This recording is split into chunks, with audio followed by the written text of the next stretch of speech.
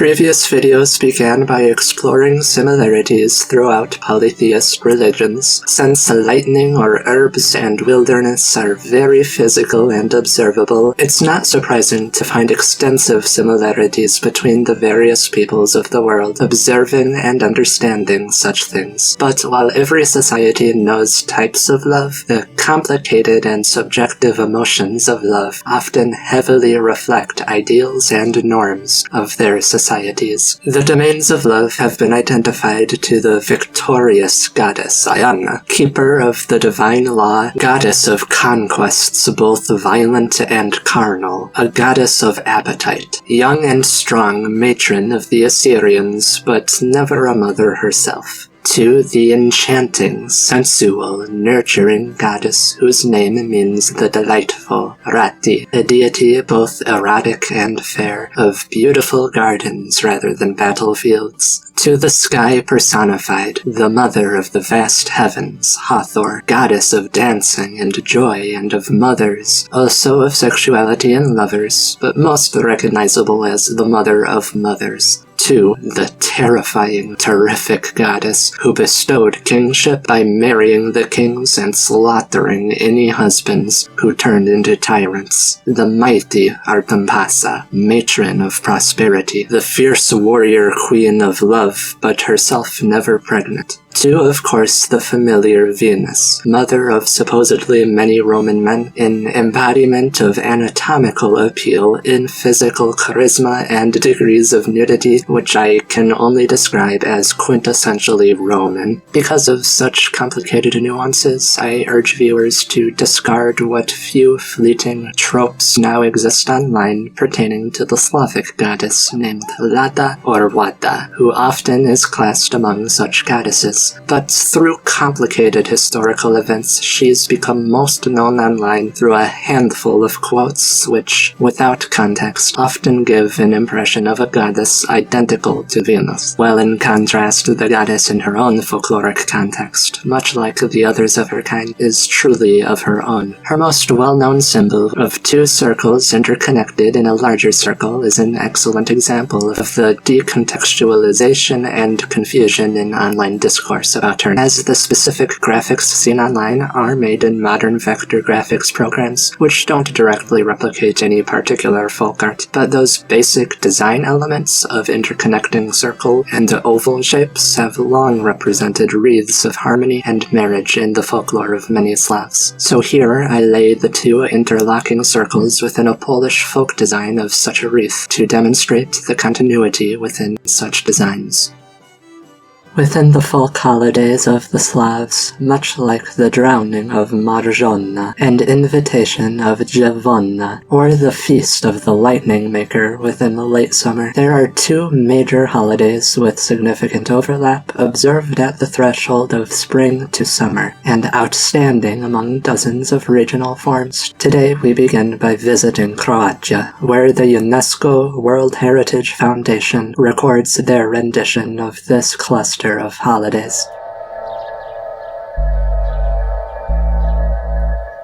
In the village of Gorjani in northeastern Croatia, girls and boys still perform the old spring ritual called Kraljica, or translated into English, Queens. With the help of older people in the village, young people learn how to sing, dance, and play. The main performers of the ritual are girls dressed in festive folk costumes.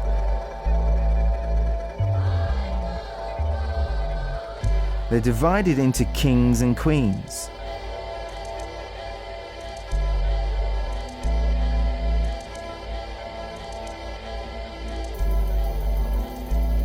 The queens carry on top of their heads white wreaths, and the kings carry high hats covered with flowers. The kings also carry old sabres used to perform part of the ritual dance.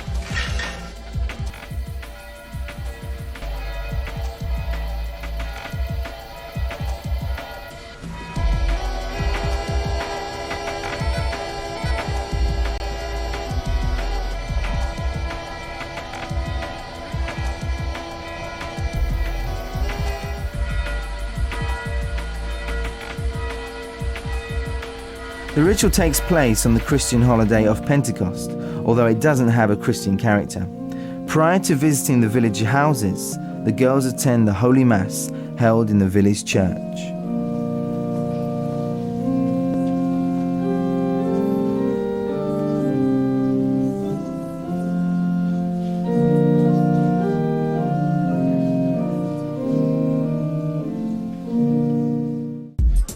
After Mass, they dance in front of the church accompanied by the musicians.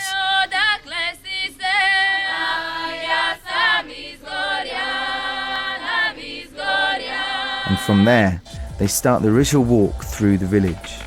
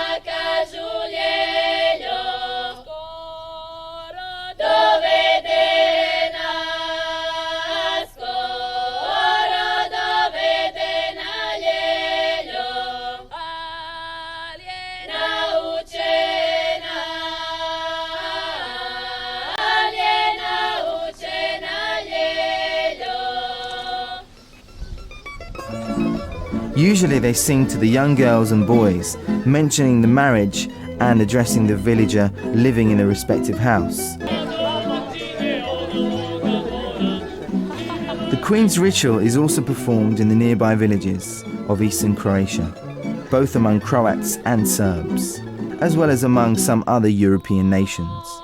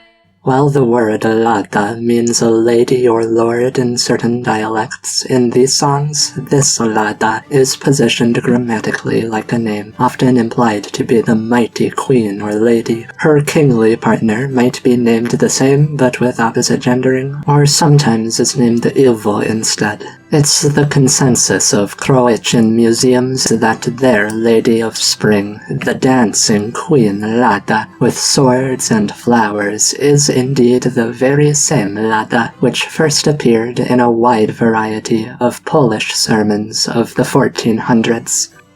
To this day they sing and dance and name gods, Lada, Yassa, and others. Surely not references to the Holy Father, so can anything good come of this? Certainly this does not lead to the highest good, for we should not allow our ears to hear freely these holidays that descend from the festivities and accursed rites of our pagan ancestors, except perhaps to show ancient cries of Sodom and Gomorrah, for during those holidays they partook in obscene nudities and other abominations that will not even be named in the presence of God the Father. They call the names of idols, Lado, Yassa. There is no other name under heaven which may save us. One does not become saved through the names of Lado, Yassa, or Nia, but the name of Jesus Christ. Not Lada, Yassa, Nia, which are the names of pagan gods once worshipped in Poland, as some chronicles of Poles testify.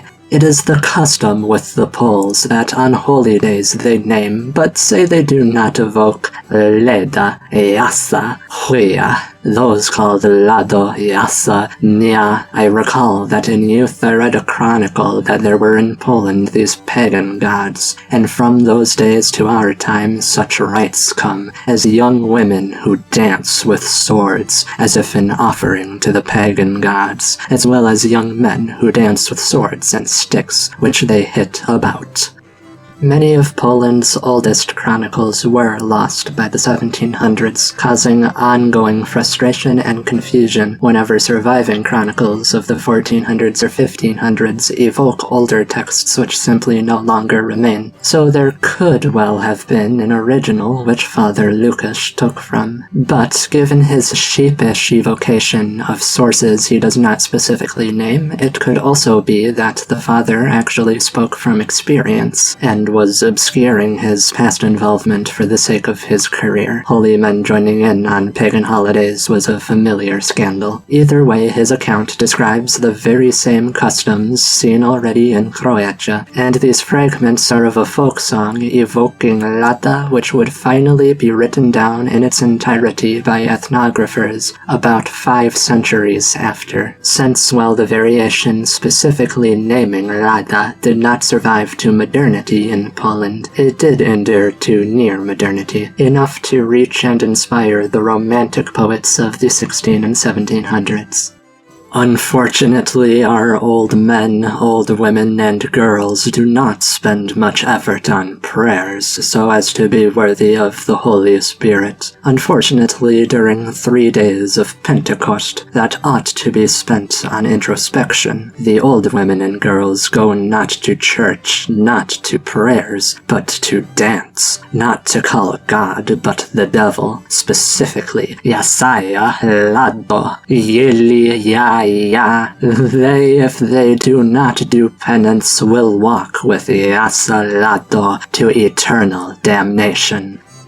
Croatian scholars holds that their Lada is the remnant of an ancient goddess, who was preserved in folk customs found especially among the Slavic West and South. In some of these places, today this is only fragmentary. Certain rituals might survive while names are lost, but to the Croatian scholars it seems most complete with Croatian Lada.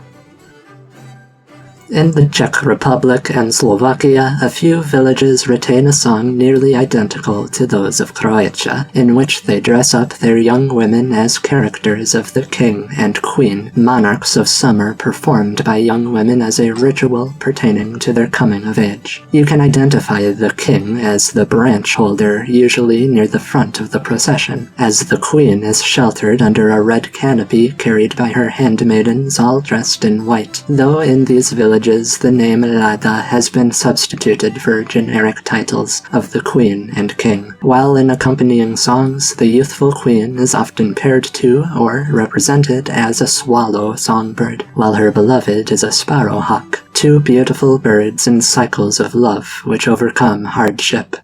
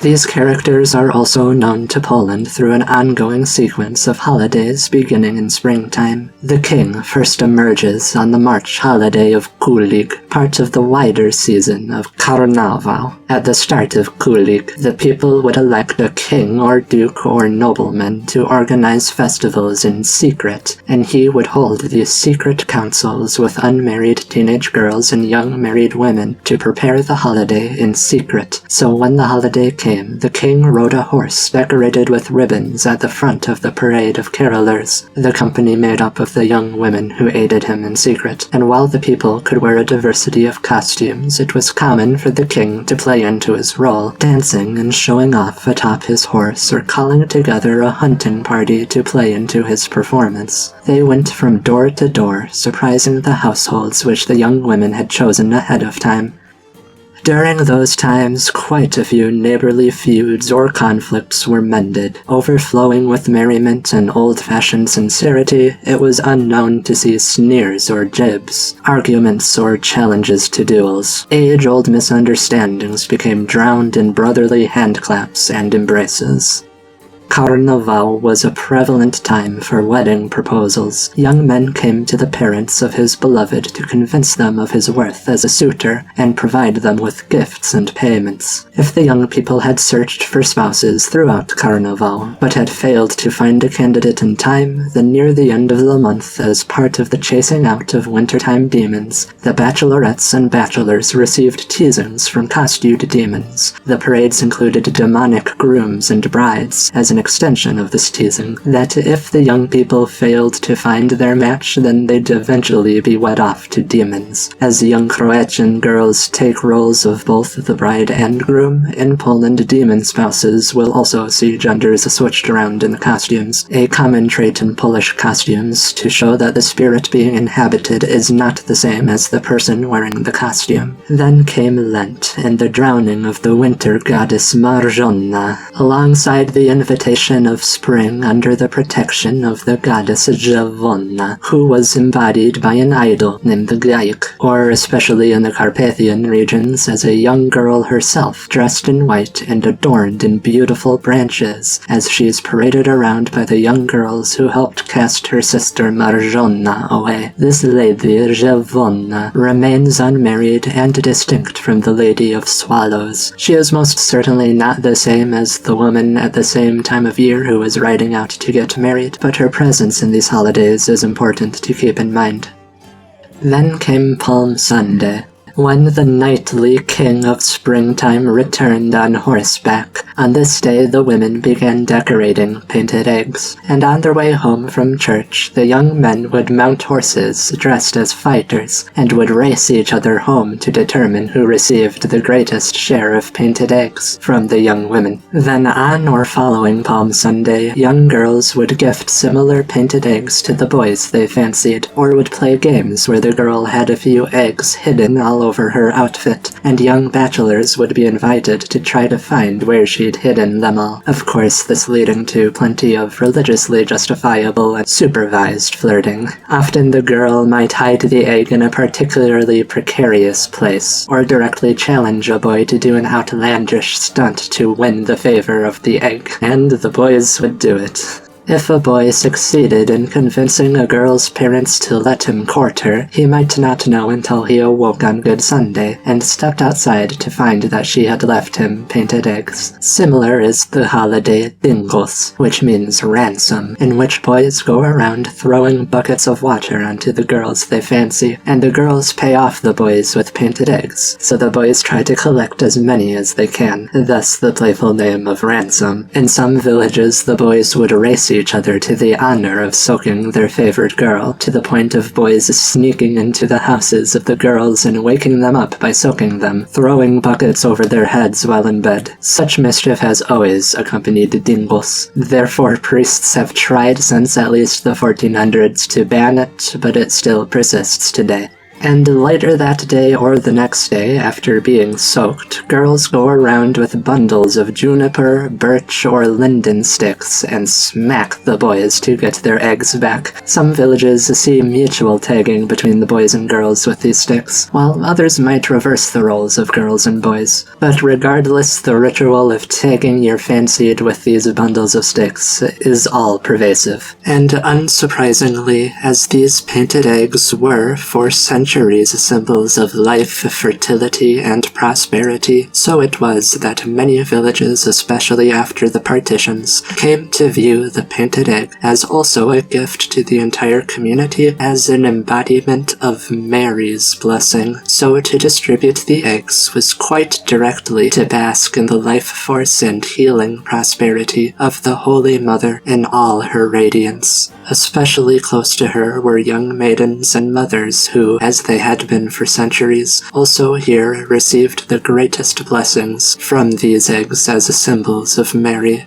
In some villages, young women bathed in the water used to clean the eggs for their painting, so that the magic of fertility within the eggs would soak into them and bless them with luck and such things. Over time, the throwing of water and smacking with sticks merged into a single party where both are just for fun, and similar customs to dingos are celebrated by many Christian nations, but the degree in which the holiday embodies courtship is somewhat unique to the Slavs, which suggests the Poles merged their dingos with a pre-Christian holiday of courtship. And after this period of courtship and holidays, where the king seems to be apart from his queen, the Maytime would conclusively bring their reunion, which for the Poles is their strongest cognate to the Croatian Lada. This season started on May Day, an important holiday for Czech and German neighbors as well, though certain nuances and customs reflect that this holiday emerged from regional holidays, combining over time. The maypoles of western Poland often looked familiar to their Czech and German counterparts, one hulking spruce tree built by the community, while scattered around villages of the south and east continue Polish traditions of the maypole as a stage of courtship ritual. On the night before May Day, the young courting men would sneak into the forest under the moonlight in hopes that the moon would empower their luck and love. So each young man tried to find the tallest straight climbing tree he could, which of course would often be a spruce or pine tree. Cutting it down and stripping it of branches, he'd take it to the house of the girl he fancied and set it up decorated with ribbons and paint and hanging decorations, often topped with a type of crown or a hoop made from sacred herbs and ferns, or leaves and branches of the linden tree or birch tree as particularly sacred for this work. And if several boys fancied one girl, her garden would be filled with maypoles, all competing to be the most beautiful, to win her admiration. But only one boy could be chosen, so this time was also when boys who felt scorned by rejection would get revenge against the girl who refused him by making an opposite effigy in her garden, made from old broom handles or wagon axles or dead trees with an ugly or sometimes haggish character on top, meant to bring her a life of loneliness as a spinster rather than as a beautiful bride, embodied atop the maypole.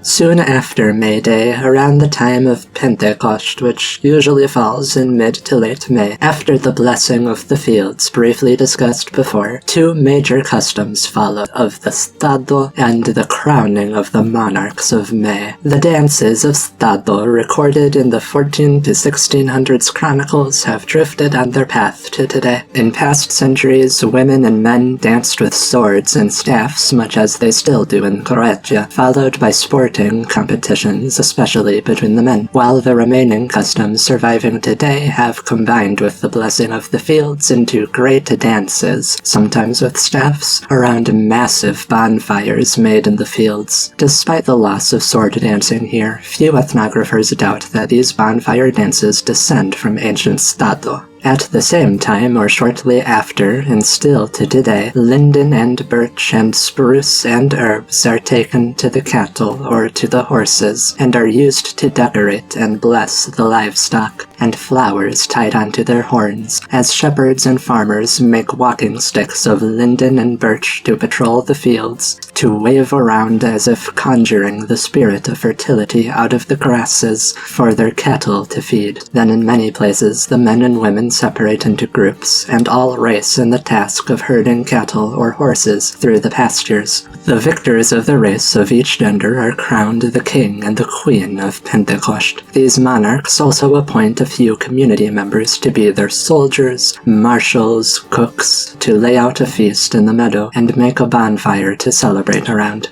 Whichever shepherd and shepherdess placed last in the races are given a dry grass wreath to contrast the green monarchs, and they join the feast last, and need to take care of everyone else's animals and farm work as the rest of the community spends several days celebrating. Then these green monarchs of Pentecost are lifted onto their blessed cattle or horses and are dressed in the same holy herbs to be paraded around town, dressed in sacred white clothing to bless the community with life, abundance, and fertility. Along with all this, some villages end Pentecost with a mirroring holiday to that initial secret crowning of the King of Summer. The young women of the village meet at a secret time to secretly elect an entourage of 6 handmaidens, who then elect their queen. Her handmaidens dress in pure white, often with blessed scarves, or in manly and soldierly jackets, as they dress their queen in brilliant red or blue. This queen might have her face obscured by a similar headscarves, or a crown with ribbons, herbs, and rue. After blessing the village, the queen sits down to feast and sing with the village, and removes her mask as she re-enters her community, giving up the role of divinity. The wearing of costumes, and especially masks to embody deities and spirits, is well established in Slavic customs, from the wearing of the woolly masks of the black demons of winter and the devil, or on the days of ancestors, when masks are worn so that the people take on the roles of their ancestors, so that as they celebrate, the ghosts of the dead might sneak into the crowd unnoticed, as just another masked figure among many. And it seems that regardless of what their names may be, these king and queen of summertime are 2 others added to this long, proud tradition. As has probably stood out to viewers, the connection between young lovers and their health to the birch and linden trees is overwhelmingly prevalent. This symbolism and the holiness of these trees ascends as far as any association can go. Polish folklore knows many forms or titles of Mary who pertain to certain contexts. One of these is the Mary of the linden tree, or springtime's Mary of sacred herbs. She can easily be found at this tree so sacred to her, so the people make shrines to Mary at roadside linden trees for travelers, similar but not identical to the Mary of the forest. The Holy Mother's presence in the tree is often reflected in songs and stories. There was a young girl who tended to the cattle. She wore only a coat of pigskin because her stepmother was cruel and didn't want to give her any better clothing. The poor girl had a habit of always praying under a linden tree, and one time the Holy Mother emerged from the tree and said to her, "My dear, what is your coat made of?" So the Holy Mother took pity on her and took her own beautiful dress off, gave it to the girl, and then herself took the pigskin coat.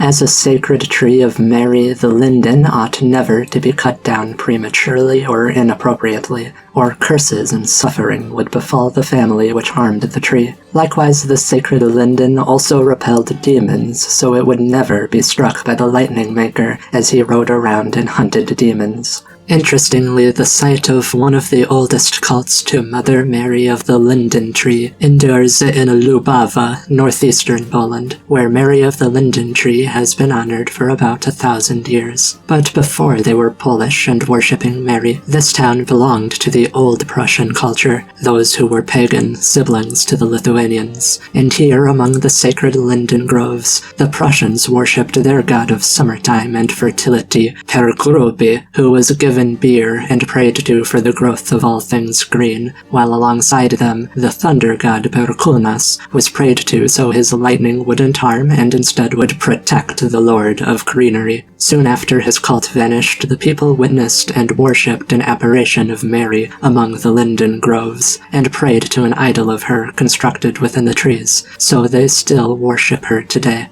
About an hour away within the same century, in the town of Święta Lipka, the Mother Mary of the linden tree also appeared to a man awaiting trial to execution, and she moved him to carve a statue of her, even though he had never carved a thing in his life. And seeing the beauty of the statue, the judges heard that God had pardoned his soul, so the man was freed and he went to build a shrine to Mary within a linden tree, which soon began to cause miracles. And when the guards tried to remove her, she reappeared in her linden tree through her own decision. So the linden tree became a shrine and eventually a church, and is still one of the highest centers of worship to Mary of the linden tree today. It's deeply interesting how quickly the cult of Mary of linden trees spread, and so close to where a linden pagan cult once thrived. Whether or not this has anything to do at all with Lada, the rapid rise of this Mary's cult feels critical to mention in discussion of the linden tree. Quite similarly, birch trees also host female spirits of more blatantly polytheistic origin. In the folklore of Poland, several species of tree were once humans. The birch tree was once a young girl who died suddenly, and in her sorrow transformed into the tree. And so all birch trees also hold souls which resemble young girls. Some villages in Greater Poland speak about nights in February and March, when the little girls emerge from their birch trees to dance under the moonlight and sing, and if anyone followed the song and came to dance among the girls, they would be danced to death, their bodies taken by the trees. As the spirits lived together, their victims or other people beset by curses would become lone birch trees, isolated in the middle of fields, and superstition says in February and March, while most birch trees give their sap which can be harvested to drink and cook with, these cursed birches can only give blood, as the body of the deceased remains in the root of the tree, which circulates their blood around itself as the soul dwells within the tree.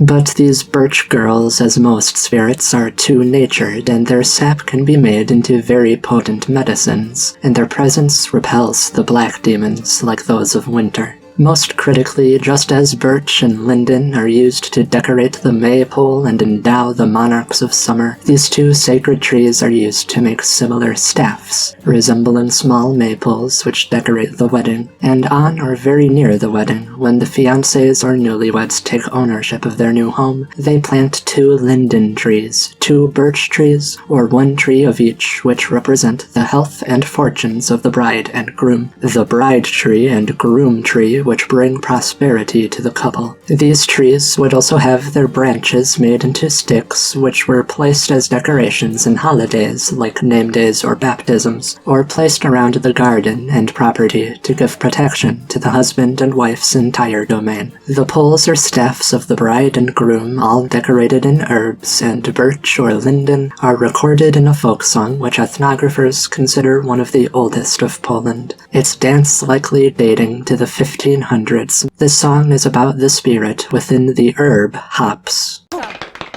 Oj, chmielu, chmielu, ty przepyszne ziele, a gdzie ciebie nie ma, tam smutne wesele. No chmielu, no nie Boże, tu zdrów, tu nie może, no chmielu, no. No chmielu, no nie Boże, to zdrów, tu nie może, no chmielu, no. Żebyś ty chmielu na tyczki nie lazł, nie robiłbyś ty z panien niewiast. No chmielu, no nie Boże, tu zdrów, tu nie może, no chmielu, no. No chmielu, no nie Boże, to zdrów, tu nie może, no chmielu, no. Ale ty chmielu na tyczki włazisz, niejedną panienkę ze świata zgładzisz. No chmielu, no nie Boże, tu zdrów, tu nie może, no chmielu, no. No chmielu, no nie Boże, no chmielu, no nie Boże, no chmielu, no nie Boże, no chmielu, no nie Boże, no chmielu, no nie Boże, no chmielu, no nie Boże, no chmielu, no nie Boże, no chmielu.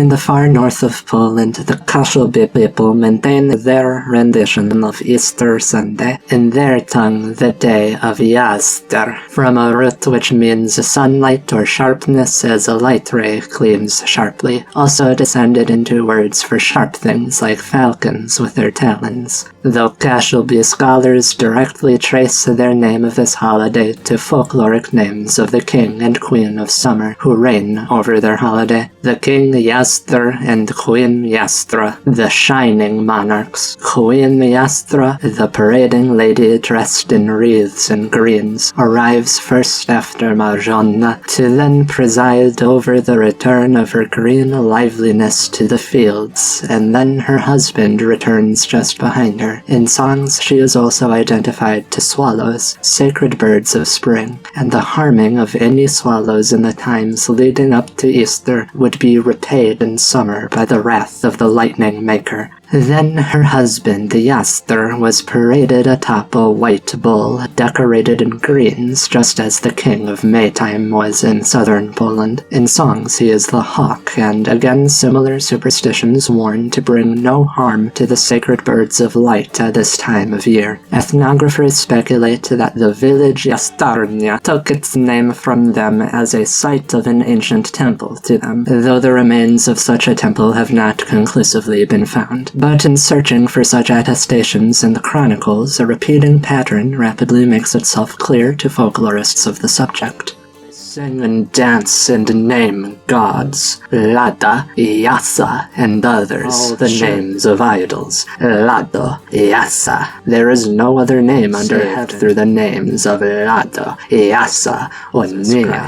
Not Lada, Yassa, Nia, which might evoke Leda, Yassa, Huya, those called Lado, Yassa, Nia, I recall. So it appears that the king and queen of springtime have been named a variant of Lada or Leda and a variant of Yassa or Jaster since at least the 1400s, where they were claimed to be the names of gods, while the characters in these holidays populate quite similar positions to the confirmed goddess of Marzanna and her opposite, the Dziewanna, as the presiding deities of seasonal holidays. As Jaster means bright or sharp, the root of Lada has been interpreted as harmony or synchronicity, an agreement where things work smoothly together. The lord or lady as bringer or keeper of peace, such would be exactly perfect names for the heads of home presiding over the season of abundance. Even if they began as two names, their drifting into bigender usage isn't surprising. In dialects where Lada became an ordinary word for husband or wife, lord or lady, it applies bigenderly, like the English term spouse, combined with customs pertaining to both genders, such as young girls dressing as princes, and it's no wonder that as direct worship of the ancient figures ceased, the exact identity of the husband versus the wife obscured and combined. Was Lada the wife, or husband, or wife dressed as a husband, or husband dressed as a wife? There's cloudy symbolism buried somewhere in here about the sharing of power and responsibility when husband and wife combine their fates and fortunes into the two-faced head of the home.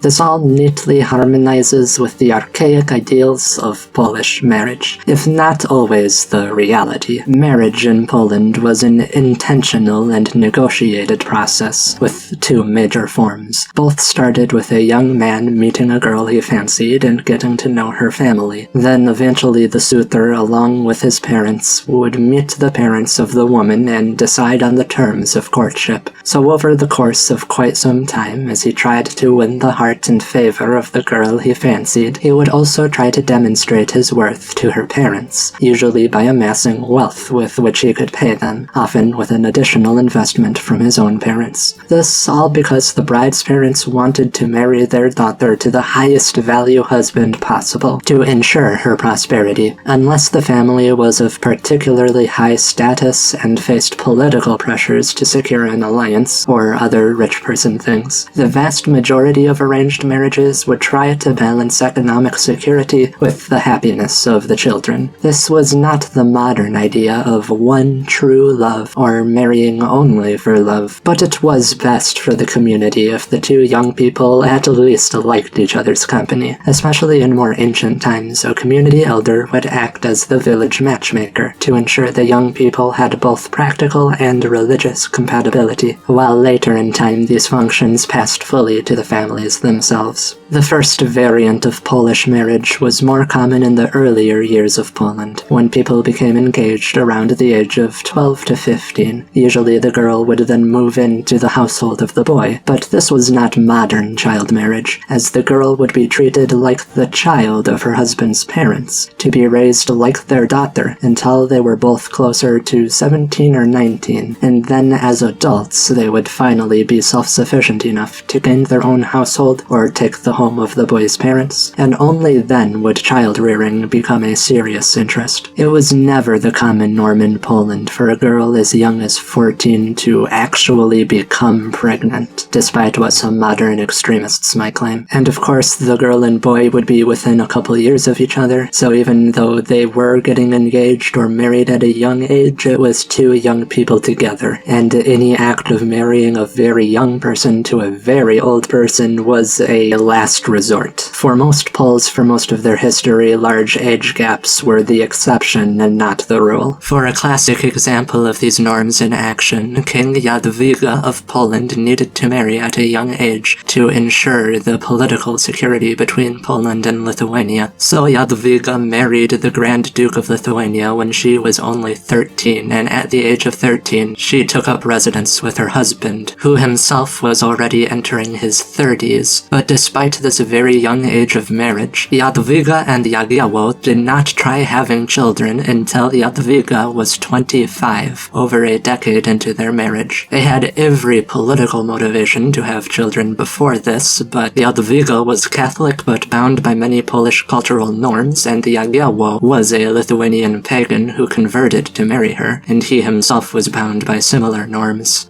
The second variant became widespread during the Commonwealth, when young people traveled to cities around the age of 15 to become apprentices and build up their wealth, only returning home around the age of 18 to 25, and they would only finally get married when they returned home and leveraged the wealth they built up in the city in negotiations with parents. Yes, the young woman also worked for payment, usually as cleaners or maids or nannies for established families, as she also wanted to use her wealth as leverage to get the best possible husband. The only major exception was the act of bride snatching in war, when young men would take girls they fancied while they ransacked an enemy or rival settlement. If fights were between Poles or different Slavs, then often a settlement agreement would be formally struck, in which property would be exchanged as both payment and as reparation after conflict. So the brides could be given back and forth akin to property, but this was an extension of inter-village trading and negotiation, which were steeped in local village feuds and generational grudges between families, with all the families in these conflicts being aware of each other already and exercising an ongoing beef. Not to say that the custom was good, but it certainly was not the same as other violent forms of bridal abduction. This all to explain that, no, marriage was not something which two young people flippantly could just decide to do on their own. The most important emotion in this process was patience, cooperation, and harmony between the bride and groom. So historical context hopefully helps to reinforce why certain values were so important for these archetypical representations of Polish brides and grooms to hold, the embodiment of cooperation and negotiation. If the unfortunate did happen and a truly loveless and trustless marriage was proposed, often because there was just no other option, it was common for the children involved to rebel. The reckless youth of the spouse-to-be had the symbolic power which would ensure they found their destined fate, even if it could get very annoying for their parents. All these ideas also commonly expressed in folklore. The song we select here representative both of the leverage young people held to avoid bad marriages, and yet another embodiment of the magical, idealized husband character.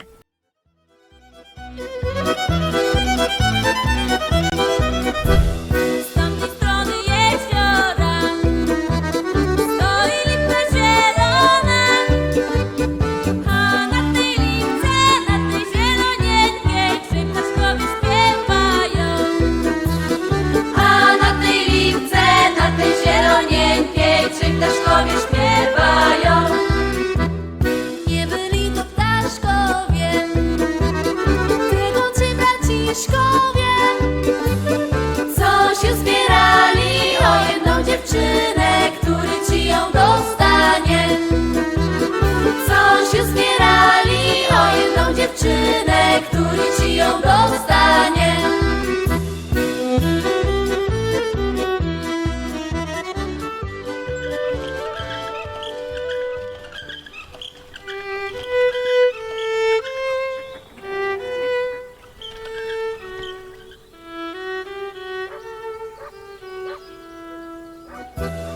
Jeden mówi tyś moja, drugi mówi jak Bóg da, A trzeci mówi, moja najmilejsza, czemu żeś mi tak smutna? A trzeci mówi, moja najmilejsza, czemu żeś mi tak smutna?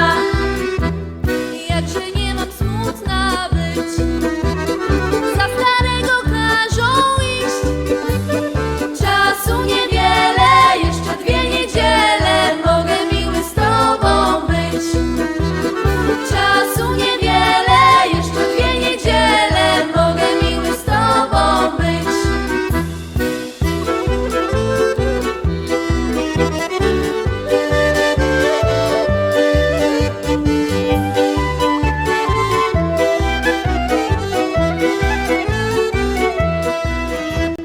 Z tamtej strony jeziora stoi lipa zielona, A na tej lipce, na tej zielonieńkiej, 3 ptaszkowie śpiewają.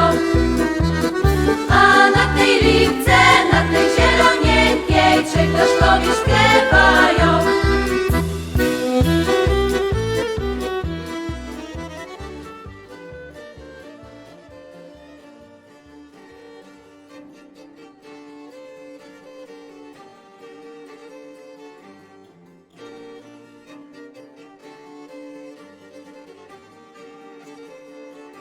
Looking back, we might speculate that a god and goddess pair reside over weddings, the prosperity of summertime, the unions between people which blur them together, the coming of age of young people reaching the stage of courtship, and possibly, due to the presence of swords and costumed soldiers and the beatings with sticks, there might be an element of warfare in this domain, perhaps also of other law and justice. All of these ideas united into the domain of cooperation, harmony, consent, or collaboration.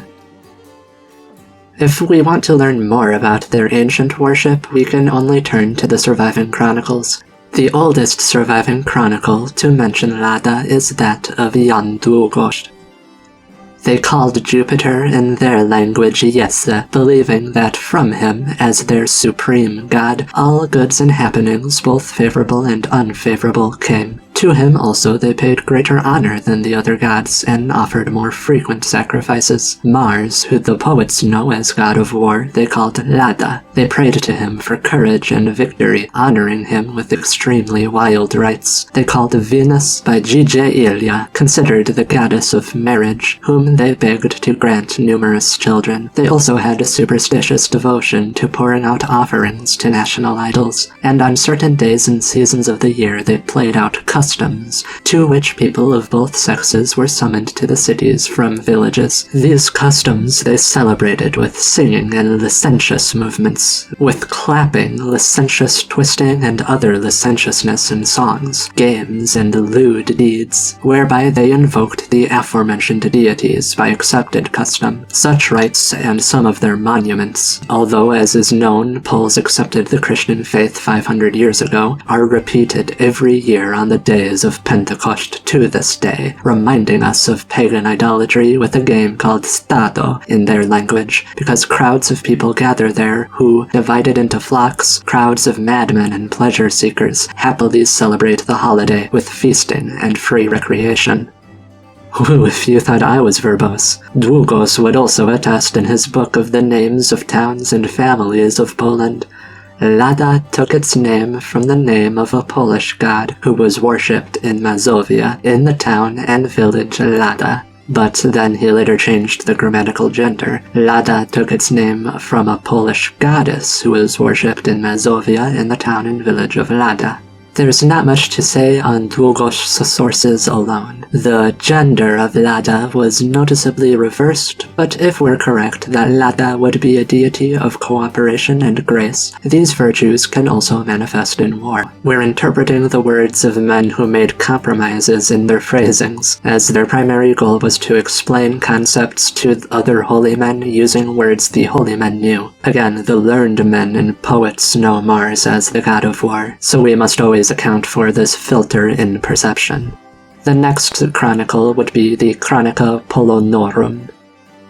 Jupiter they named according to their language Yassa, Mars they named Leda, Venus they named Dziewanna, Diana was Dziewanna. They venerated Leda, the mother of Castor and Pollux, the twins born of one egg, which one can hear to this day listening to those who sing the oldest songs, Lada, Lada, Ilele, Ilele, Bolele, clapping their hands. They call Leda, and not Mars, by the name of Lada, if I dare say so myself, based on contemporary reports of the same, and Castor they call Lele, whereas Pollux, Polele. I myself have, in my youth, witnessed 3 of such idols lying, partly broken, in the neighborhood of the Holy Trinity Church in Krakow. They have since been taken away.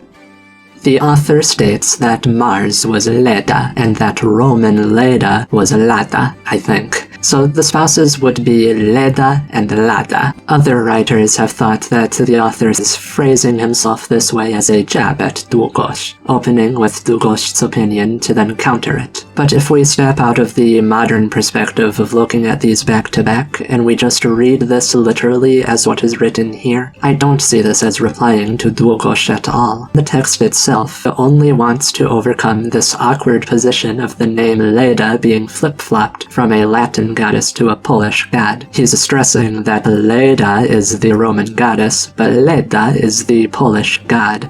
A more simple chronicle is that of Jakub Wujek, who wrote, "Our Poland was once in darkness, when it venerated, instead of the lawful live god, all kinds of devilries, as Yassas, Latas, Nias, Marzannas, Dziewannas, Zizilas, Ziewies, Pogodas, Pokwists, Lelepoleles, Pioruns, Gwiazdas, and snakes." While they remain undescribed, Wujek is notable for combining Leli and Poleli into a single name, a mistake impossible to make if he was directly copying from another book, but more reasonable if he was again directly interpreting an original song from experience. If we assume it might be similar to the aforementioned songs, then the mistake or interpretation seems rather easy to make. It therefore seems likely that these songs were just as common and widespread at this time as the chroniclers imply or claim. Next is Marcin Kromer, whose wording is complicated, but I disagree with Wikipedia's implication that he copies Długosz. Again, he disagrees and introduces new information. The Poles and other Slavic nations thus honored as gods in their own way, Mars, Pluto, Ceres, Venus, Diana, naming them as Yassa, Lada or Ladon, Nia, Marzanna, Cecilia, Dziewanna. It is for these that the people understood to bless their altars, columns, holy groves, and priests. It is to these that they gave offerings and butchered cattle. In their praise did the people celebrate annual holidays. Meetings, feasts, dances, clap hands, sang, and undertook other celebrations. Even Długosz recalls, some few years after the introduction of Christian faith, that he himself had experienced these idolatrous rites, saying that it was common for men and women, old and young, to gather together for games and dances, exactly during our Pentecostal holidays, and that they called these groups a stado, as if these gatherings were flocks or herds. If I understand Marcin correctly, he attests Yassa, Lada, and the new Ladom as all names for Mars, 3 Slavic gods to the one Mars, which seems to be an attempt to record some of Slavic faith's incredible diversity. Yes, he quotes Długosz in the matter of stado, so possibly we might cautiously assume that it is no longer called stado in the writer's own time, but he is replying to Długosz with a disagreement. This is an older form of scholarly dialogue and fact-checking. This is the type of interaction that we want to see from our chroniclers, since it shows that they are as willing to be critical as they are to quote. For our next account, despite what Wikipedia might claim, Strykovski's descriptions of Slavic gods also differ openly and significantly from those of Jan Długosz.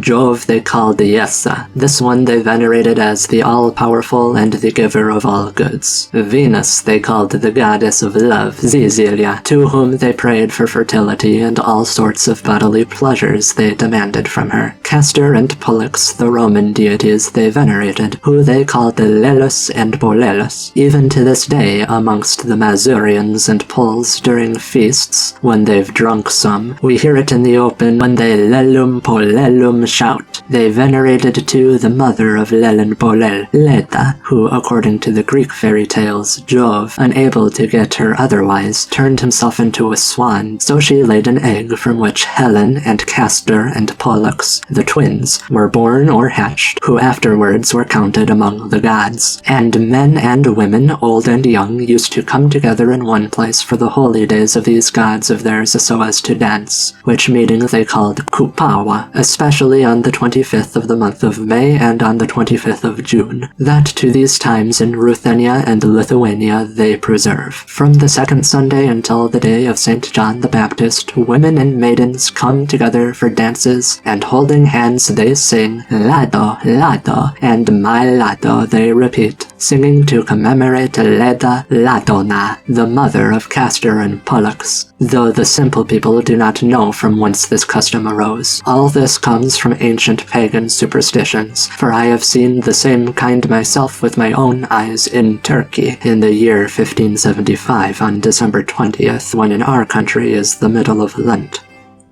Gods know what customs he saw in Turkey, but focusing on the Slavic part, interestingly we notice that Mars has been removed, and Jupiter, being the father of Leda's children, is reiterated. This seems like it might be putting to rest the discrepancies in earlier Interpretal Roma, that if Leda and Lada are like Mars and Leda, that might work with their domains but not with the parentage. So Strykovski might have combined the Mars-like god and Jupiter-like god to harmonize the parentage aspect of the comparison. He also recounts, Lelos and Polelos and Ladon they had as gods, and too they had those to raise fear when defending themselves at war. And Lelu, Lelu, my Lado, Lelu, Lado, sang a maiden's flock while clapping their hands. This dance we see even today they preserve. From May all the way to July they dance with this Lado, Lado, Lado, singing on holy evenings. Again, the grammar's a bit convoluted, but I think this is his Lada, the mother.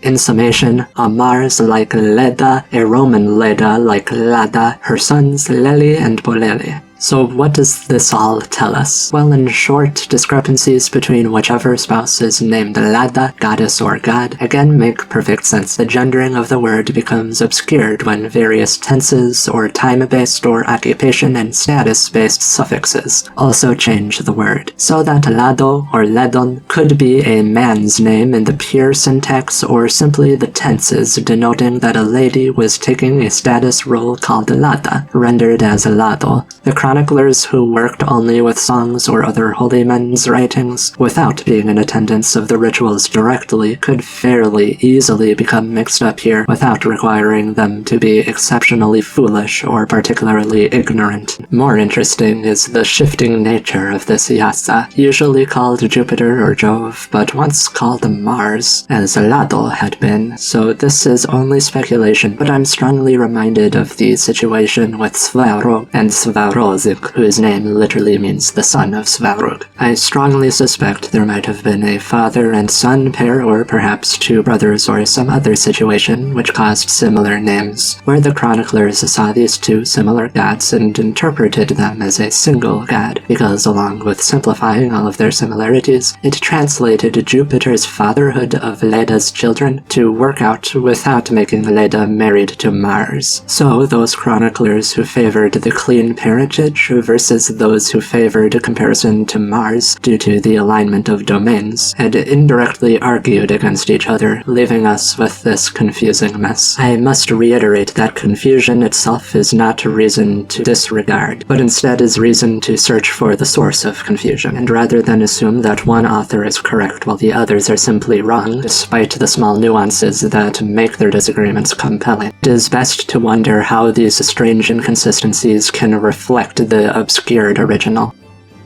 And in this spirit, there are other figures here who warrant discussion. At first I had wanted to include a discussion of these mysterious three, Zizilia, Lili, and Poleli, in this video fully, but there's still another topic pertaining directly to Lada which needs to be discussed, so for now we'll only briefly speculate on cultural connections between Lada and Zizilia.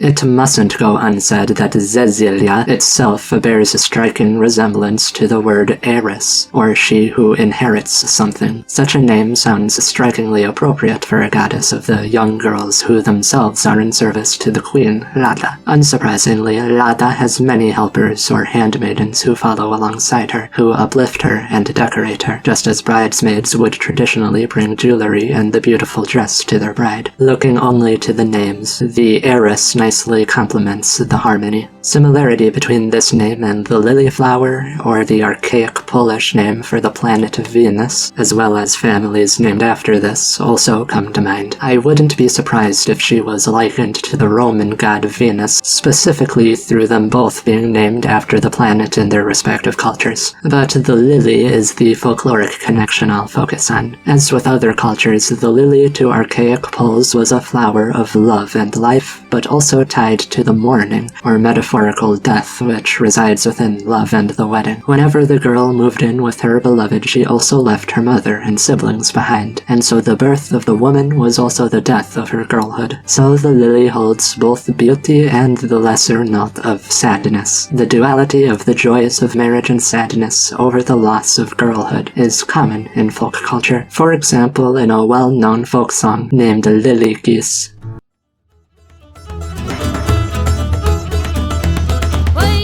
Gąski na gałązki, oj lila do wody, do wody. Oj lila gąski na gałązki, oj lila do wody, do wody. Oj wszystkie gąski przepłynęły, a ja nie mogę, nie mogę. Oj wszystkie gąski przepłynęły, a ja nie mogę, nie mogę. Oj śpiewaj porosie dziewczyno, oj śpiewaj porosie, porosie. Oj śpiewaj porosie jedyno, oj śpiewaj porosie, porosie. A będę ja cię poznawał po twojem głosie, oj głosie, a będę ja cię poznawał po twojem głosie, oj głosie. Na zdrowe oczka masz, dziewucho, na zdrowe oczka masz, oczka masz. Na zdrowe oczka masz, nie górę, a pójdziemy obaj spać na górę.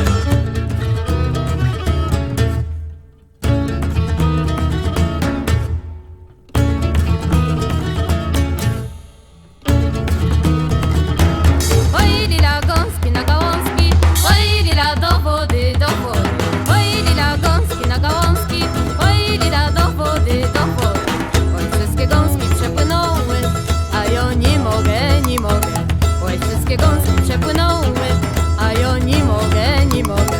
Na zdrowe oczka masz, dziewucho, na zdrowe oczka masz, oczka masz. Na zdrowe oczka masz, nie górę, a pójdziemy obaj spać na górę.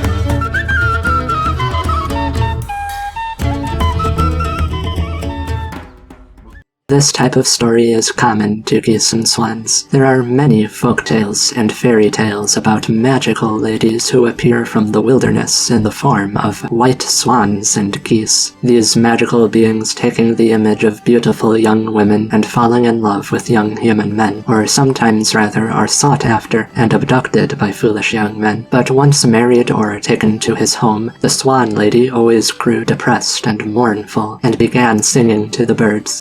So often these tales would end with the swan lady leaving the young man and flying away back to from wherever she came. To some villages, the swan women were also their own nature spirits, the local equivalents to the more menacing water women of other villages.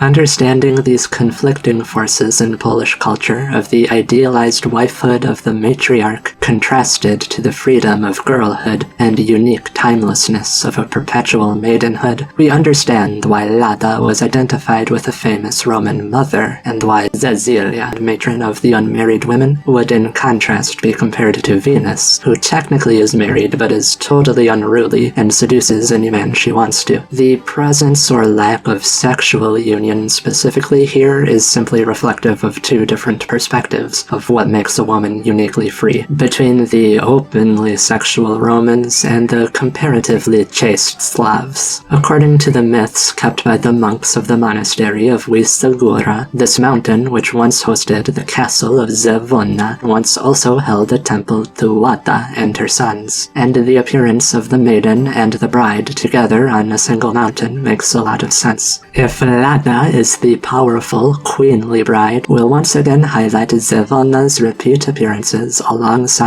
or in close time frame to the bridal queen, herself never married, holding a position quite similar to the bridesmaids, as the uplifter and protector of summer, carrier of the eternal fire, which she carries through winter so that it can return to the summer and warm Lada and Yassa. Similarly, while much more about her particular nature will be explored in an eventual video about her and the twin sons, I'm not at all certain, but I do feel that these swan ladies and ideas of transition between girlhood to womanhood do represent ideas in Polish culture which a chronicler might try to summarize within the domains of this Polish Venus. In describing the beauty and power of the independent young girl, it's difficult to find an exact analog among the Romans. I suspect the distinction has to do with time. All girls will live through a stage in life where courtship is at least considered and they grow into their physicalities, and this pertains to the growth of the lady Cecilia. But once she chooses either marriage or the unwed life of the crafter, the woman moves to the spheres of either Lada or Dziewanna, together representing a spectrum of womanhood, eventually leading to the end of the spectrum with the mature mother of several children within Mokosh. And in this way, while it's possible that fertility rituals between young women and young people on midsummer and spaced between the end of Stado to the onset of autumn might pertain to the mother Lada, discussion of these will wait for the video on the younger triad of deities. For this video, the final series of rituals to discuss are those of the wedding itself. Given this full process's place in the heart of the domains of the king and queen of summer, we ought to explore these step by step. After a very long time of courtship and negotiation, either the best man of the suitor or a respectable older woman on good terms with both families would travel to the home of the parents of the fancied girl to ask for final confirmation to his offer of proposal. If it was accepted, then either messenger set out to fetch the groom as the girl's extended family gathered in her home to celebrate and bear witness to the sacred day. The engagement, called Wincele after wreaths, or Żmowienne after magical binding power of the spoken oath, before the standardization of the more familiar Christian terms. This official engagement was almost universally embodied by tying the woman and man's hands together with a sacred and blessed white or embroidered cloth.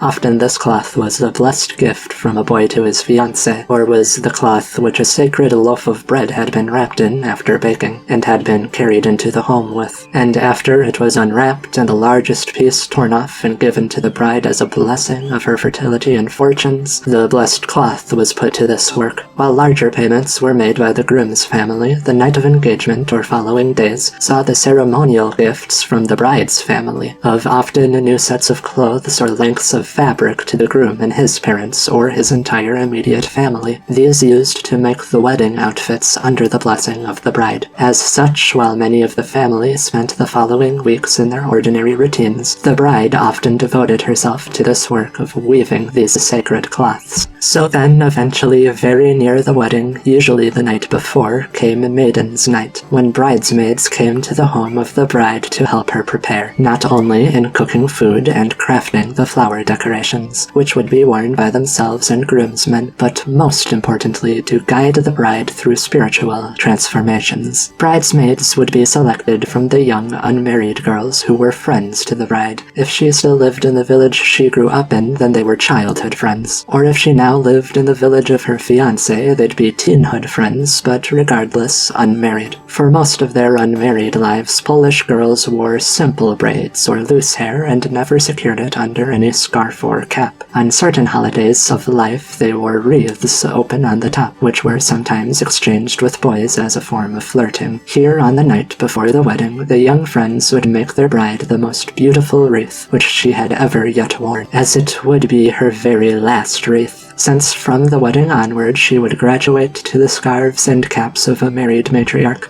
So this final wreath, in many cases, as grand as a crown of flowers embodying within her the Queen of Brides, took a rich variety of breathtaking forms from village to village, only some of these surviving today, as Western-inspired veils have in many places now replaced them. As the young ladies endowed their bride as their queen, they gave to her many songs, incantations and prayers, rituals like grooming or bathing, all to ensure her fertility and health, but also to express the love of her friends, since after this night she would move to another village or home, and soon enough every one of the bridesmaids would do the same. So girls closely connected in childhood or teenhood would only be able to see one another a couple of times a year if they were lucky. So while this was a happy day, there was also great sadness. So the bridesmaids would savor and celebrate their beloved friend one last time. Their private customs shared with the bride were so important that, after the crown was made, they wouldn't tend to dressing the bride or themselves up in their full wedding dresses until the morning of the wedding, when the groom arrived and made merry with her parents and relatives. The bridesmaids secured her to a side bedroom to get them all dressed. Then they'd depart for the wedding, and as the last ceremony within her girlhood home, the bride asked forgiveness for childhood sins to her mother, and her mother blessed her with candles or holy water, her daughter hugging her knees or kissing her hands, as mother bestowed wifehood unto her beloved. After showering the young couples with hops or alcohol, the mother bid them farewell. So the couple got into the wagon or onto horses and went to the church. At the wedding, a token would be exchanged to symbolize the marriage. Today, usually a wedding ring, but once all across Poland, this was an exchanging of wreaths. The bride always gave up either the wreath atop her head or an additional wreath brought by a bridesmaid, and the groom sometimes gave a wreath of his own, which he placed atop her head as a replacement, a crowning of his wife. Though in later centuries, crown-like wreaths transitioned into smaller symbolic decorations, resembling more a bracelet, and today are almost extinct due to the wedding ring. The wreaths mostly upheld by folk culture enthusiasts or folklorists and ethnographers themselves. In recent years, their efforts have caused modern revivals, combining traditional crowns in with Western-influenced veils and wedding gowns to create a fusion of styles. Finally, after exchanging their wreaths and partying for an entire day or several days, late in the following evening, the bridesmaids gathered for one last sacred duty to their bride. This custom of oczepinne still endures today across Poland, so significant as to remain in many urbanized weddings which might otherwise seek to discard ancient customs. This custom sees the bride sit in the middle of the party as the bridesmaids circle her and retrieve shears to first remove her wedding wreath, and then they take her girlhood braids in their hands and fully cut them off. Her childhood, wholly preserved in this hair, would be kept as a magical lucky item itself, while the removal of her childhood acted like cutting off an anchor, giving her a new life as fully and totally an adult woman, unhindered by any baggage of girlhood.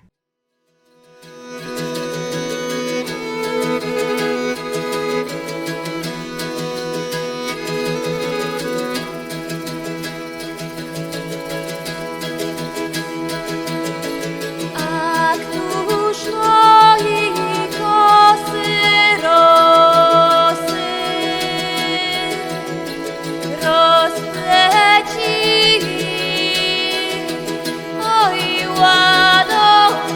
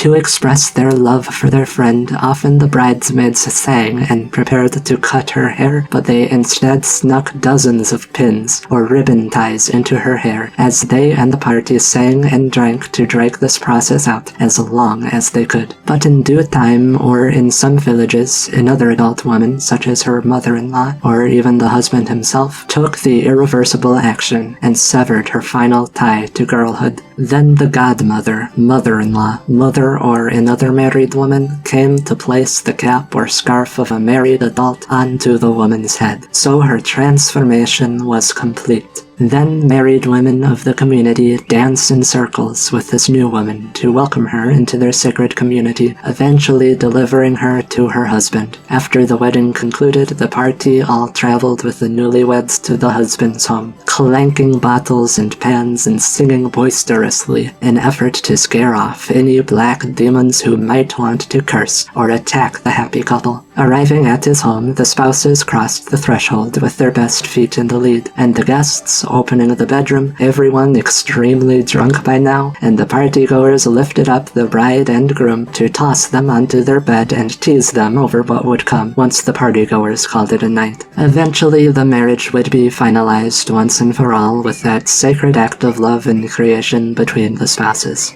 This discussion was a bit extensive, but I hope it conveys a small fraction of the immensity of these sacred days and the nature of deity in them.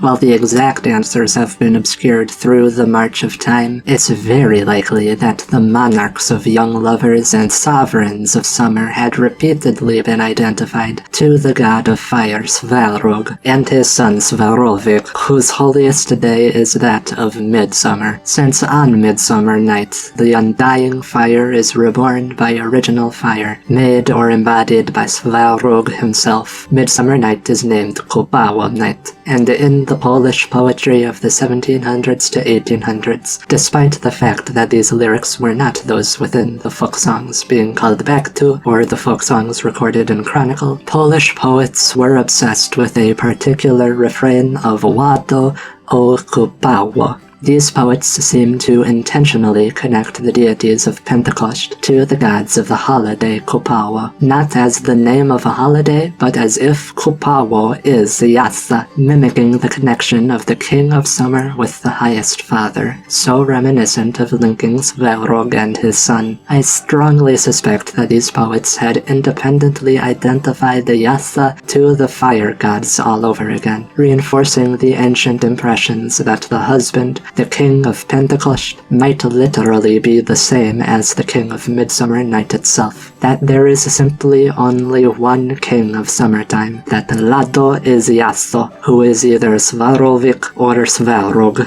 While I have yet to find any writing which directly confirms how they arrived to these conclusions, a multitude of modern Ukrainian Romovery and at least one Slovakian church have, independently of the Polish poets and independently of each other, conclude that he is the father Svarog, while others go a bit further. And to keep it simple for now, since this will be elaborated on in its own video, some consider the mysterious god of family named Rod to be Svarog as the first father, while others see Rod as an even earlier first father, the grandfather, identified with Bog Absolut, a god of everything, similar to such concepts in Hinduism. And off a similar logic which considers Yassa to be Svarog, some also render Yassa to be this Rod Absolut, making his wife Lada not only the goddess of marriage, but also the goddess of goddesses, the mother of Mokosh, the grandmother who herself was the primordial ocean in the creation story from which Mokosh sprouts. I suspect this comes from literal reading of the chronicles, taking Yassa to be the mightiest god Jove or Jupiter at face value,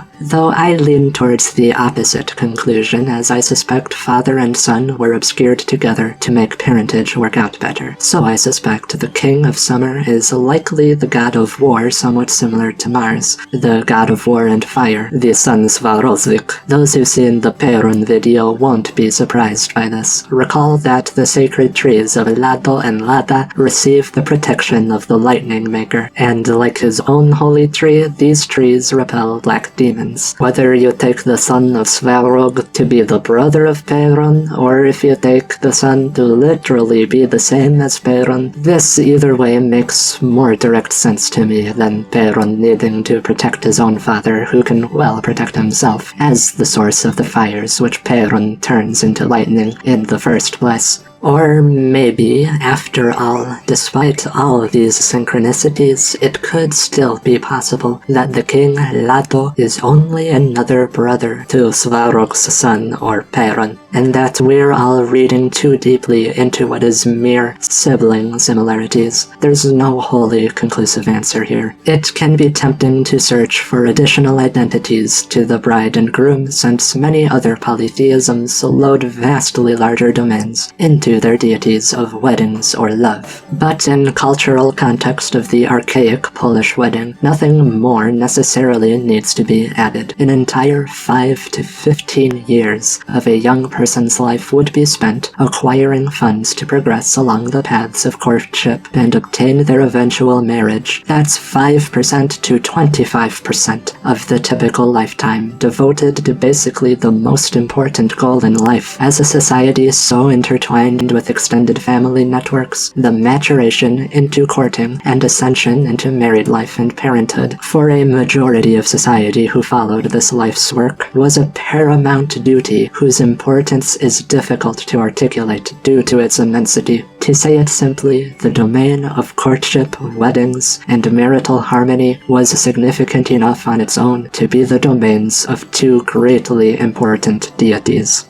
After everything said, while the historicity of Łada isn't strongly opposed in most Balkan scholarship, other scholars have opposed her over the last century, though, as is often the case, Wikipedia and passive discussion miss significant nuance and context. We must understand that, in the 1800s, many claims about Łada were widely accepted uncritically. In this time, many parroted things which had no basis in chronicles and were obviously made up by scholars, or a broken telephone process. So into this environment came Polish linguist Alexander Bruckner, who deflated these unsubstantiated claims by returning discussion to the chronicles and to linguistics. He then proposed that, instead of a deity, these lyrics could be distorting common words which mean spouse or harmony, that these songs might have been intended to basically just bring good luck, but were misunderstood as prayers and evocation due to possible unfamiliarity with specific dialects or fading archaic linguistics on behalf of the sermons and chronicles. In short, while Bruckner did doubt the existence of a goddess, his actionable and evidence-based thesis focused on dismissing the zeitgeist of his time, which at that time considered her name to be an absolutely certain theonym, as certain as Zeus, and proof enough of many comparative and speculative claims about her. That was appropriate. It was good of Bruckner to give alternative explanations, to demonstrate that things claimed to be certain were not certain at all. Science is innately a dialogue, and his input was critical to recentering the discussion to real historical sources. But we must underscore that science does not undoubtedly confirm or totally disprove anything. All science does is expose the illogical and introduce better explanations which become the new standard until an even better explanation is introduced.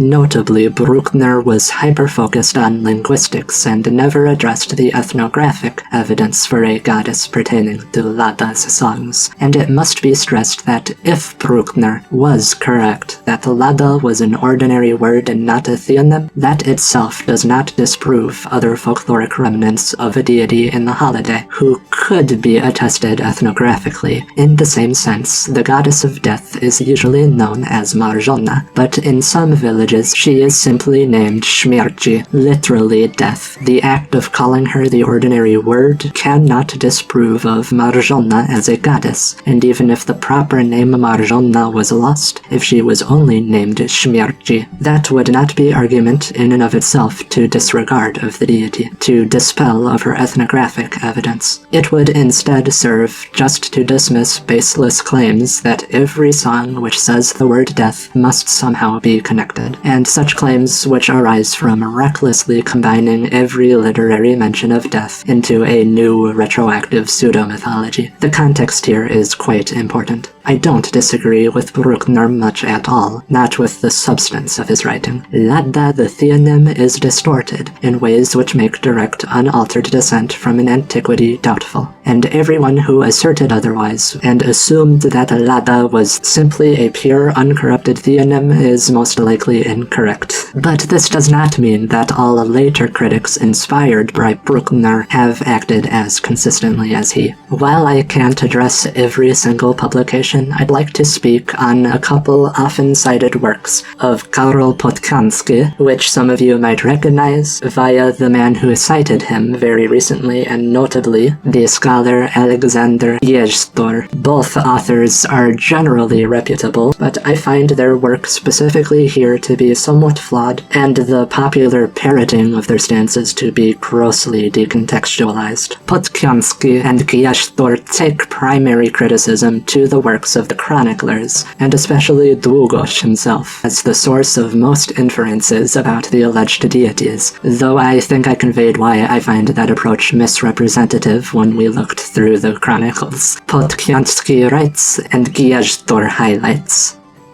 Podkansky rightly noted that the way this whole long passage has presented itself to us, it inspires little confidence. This rather empty phraseology, the desire to find classical prototypes for these Polish deities, warns the researcher that he has before him here, in any case, a rather unclear and uncertain source. So, all due respect to them both, but their primary criticism of the Chronicle, especially in what they emphasize, distills to criticisms of the highly verbose and ambiguous phrasing, and the practice of comparing Slavic to Roman gods. These are fundamentally the core criticisms, and neither hold any water. While Jastor rightly includes several pages of Długosz's descriptions in his book, in hopes of showing the chronicler to be self-evidently ignorant, I have read the entire Chronicle several times because I'm translating several chapters for my own book of sources, and I'm disappointed to report that neither scholar explained the critical context that this is just how young Długosz writes everything, from the most agreed on and unchallenged historical footnote to the most controversial opinionated rants in his career. Długosz always repeats words needlessly and waffles on and gets distracted, as many of the typical sources across European history do. These authors felt they ought to write in their voices, and it shows. You cannot use his tone or vague manner of speech to rule out information particularly about the gods. If you take that approach, then you must rule out everything he wrote. Every attestation of a battle, every lineage, every comment on a historically confidently authentic figure. I simply do not see any difference in the way he speaks here versus elsewhere in his chronicles, and if there is a belief that this is particularly worse, then it should be specifically highlighted, rather than allegedly being left as self-evident. That is poor practice. Likewise, it was simply established practice, ever since Herodotus's first histories, for the Greeks to call foreign gods by Greek names. And because the Greeks did this, the Romans did the same, and later the Christians used Roman names for gods. This was a standard upheld by, among many others, Arno of Salzburg, Widukind of Corvey, Saxo Grammaticus, Tacticus, Julius Caesar, Jordanes, the brothers Grimm, Paul the Deacon, Conrad Bote, Johannes Palmarius. If I take these words as they were written, and we disregard deities because of the practice of interpreto Roma, then we are about to disregard very large catalogues of history. To summarize, it was the well-established standard for holy men to compare local gods to the Roman gods for easier communication, and as the first formal historian of Poland who was clearly familiar with the standards of the histories, since Jan Długosz wrote his entire book in the model established by Herodotus,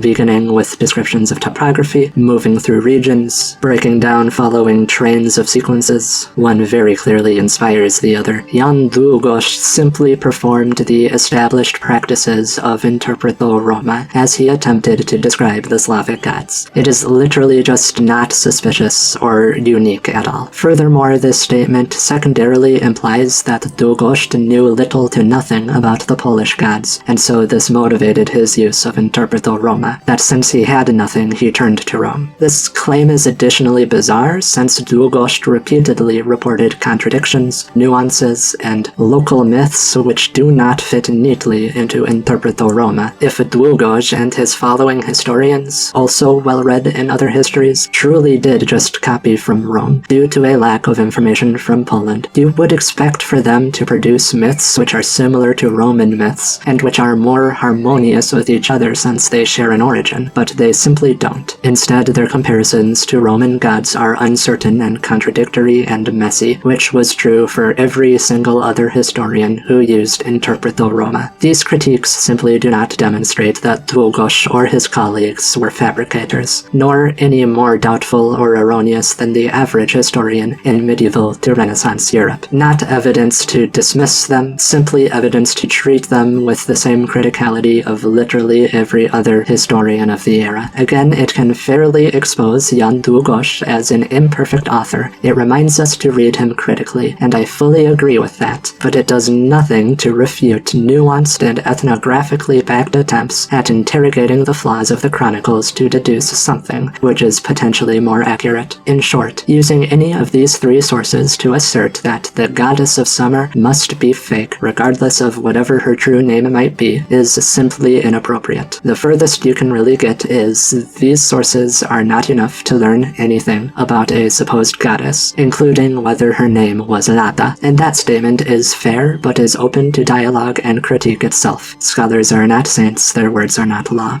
Okay, we're almost through it. Grab a drink if you need it. From here, I'd prefer not to go on responding to individual papers since this video is quite long, and I don't want to allow my fatigue to turn into rudeness. In short, some writers have attempted to expand Bruckner's criticism into belief that even all singers of these songs for centuries, even before the chronicles, had forgotten even the everyday meaning of Lada, so that by the time of Długosz, nobody in Poland knew what the word meant, so it functioned as meaningless rhythmic refrain, as meaningful as fa la la or yo ho ho. This only sounds like the typical people in the past were ignorant. Ignorant people have fully nonsensical beliefs. Therefore, people in the past had fully nonsensical beliefs. It's always more likely that we in the present are missing context, which made things make more sense. Because people have been just as intelligent as we are right now for the last few thousand years. So whether names or ordinary words, these don't fit into the song the way that simple rhythmic fillers like fa la la tend to be used. So we don't know with absolute certainty what the words mean, but it is very likely that they meant something to their singers. Otherwise, they would be positioned in the song differently. Meaningless exclamations of euphoria are common in Polish music, and they do not appear in that way.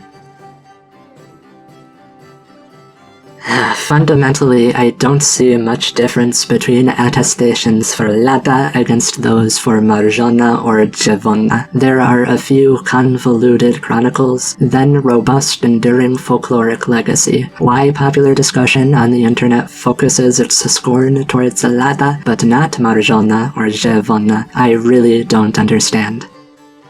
After so many words said, there's still so much I feel I ought to say, but this is the right time to end this video. It'll be much easier to leave the remaining things for the, let's call it, second part pertaining to the children. There is so much unknown, several names and none of them certain, many theories posited but none of them provable. From the perspective of the studier, I am absolutely uncertain about the nature of this deity, what their name is, what their exact domains are. I only strongly suspect that the figure of the king and queen of summer, the monarchs of marriage, are very likely ancient deities made into remnant in folklore in the same sense as Marzanna, Dziewanna, and others. Perhaps one or both were named Lada or Lado. Perhaps that was simply a euphemism, Or perhaps they have acquired these pseudo-names through a game of centuries-long broken telephone. But it is my opinion that since they are sometimes named Lada and Lado, that is good enough. We don't need to know what their ancient names were to be able to use names bestowed upon them by enduring folklore, and any of the folkloric names to me are good enough, as good as we can possibly get. Therefore, in response to the statement that Lada as an ancient goddess, by that specific name, is not confirmed to be historical to that time, that is correct and I do not object. But so often this is falsely conflated to literally any speculation and literally any exploration of the potential that there might be a deity who can sometimes accurately be referred to as Lada. Said simply, these claims are not the same, and debunking one does not debunk the other. And while I'm sure this has not convinced everyone that